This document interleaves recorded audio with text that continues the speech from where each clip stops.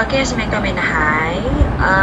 Untuk mana-mana klien yang pernah bertanyakan kepada kami berkenaan dengan VBA format, okey, dalam Excel. Okey, macam yang sebelum ni kami pernah explain, untuk Excel dia ada Excel basic and then juga Excel advanced. Kalau basic ni dia tak melibatkan extra coding. Maksud dia lebih kepada basic lah. Means formula, basic, semua basic. So boleh buka menggunakan app, apa semua sebab ada yang bahagian yang support lah. Okay, kalau Excel yang VBA, okay, VBA format ni dia tak ada any apps yang boleh buka.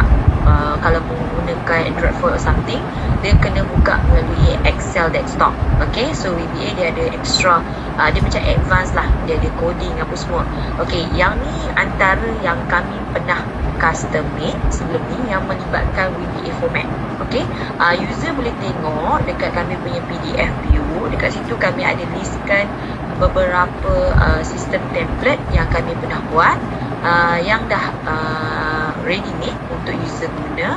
And then juga ada yang draft. Yang draft ni means dalam in progress ataupun dalam status on hold lah, sebab kami nak fokus pada projek-projek lain yang mudah untuk kami siapkan. Cuma yang ni VBA ni memang melibatkan masa, melibatkan coding, dan untuk kami adjust apa semua, so memang akan ambil masa yang lama untuk siapkan.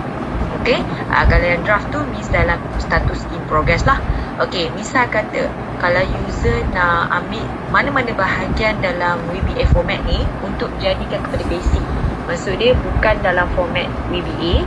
Okay, boleh juga kami buat, cuma akan ambil masa untuk kami tengok dulu sama ada dia boleh dibuat dalam Excel basic macam tu. Okay, itu saja. Thank you.